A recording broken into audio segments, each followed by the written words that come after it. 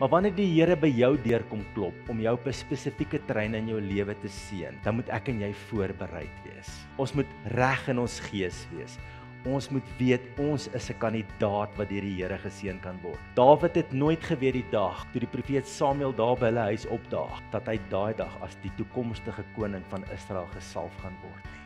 Nooit geweet nie. As hy geweet het, as daai broers van hom geweet het, wat voor die tyd verbygeloop het, julle ken mos die storie, Samuel het na die huis toe gekom, en Dawid was daar in die veld, en hy het al die broers van Dawid eers verby laat loop, die seuns van Isaai, hulle het voor geparadeer, die grootste na die kleinste toe, en die Here sê, is nie hy nie, is nie hy nie, is nie hy nie, en uiteindelik sê Samuel vir die man Isaai, het jy nie nog ergens 'n ou seun nie? Hy sê, ja, hy is daar in die veld, hy pas skaap op. Min het Isaai geweet dat daai seun in die veld was 'n kandidaat om deur God bevorder te word. En wanneer God by jou kom stil staan om jou te bevorder en sy hand op jou lewe te lê, dit maak nie saak op watter terrein van jou lewe nie, dan moet ek en jy op 'n plek wees wat ons gereed is. Dawid was gereed vir die volgende stap in sy lewe. Ek waarborg julle, as daai seuns geweet het, die ander, dat Samuel gaan na daai huis toe kom, het hulle al 'n jaar voor die tyd begin voorberei en regmaak. Maar Dawid het 'n voorbereide hart gehad.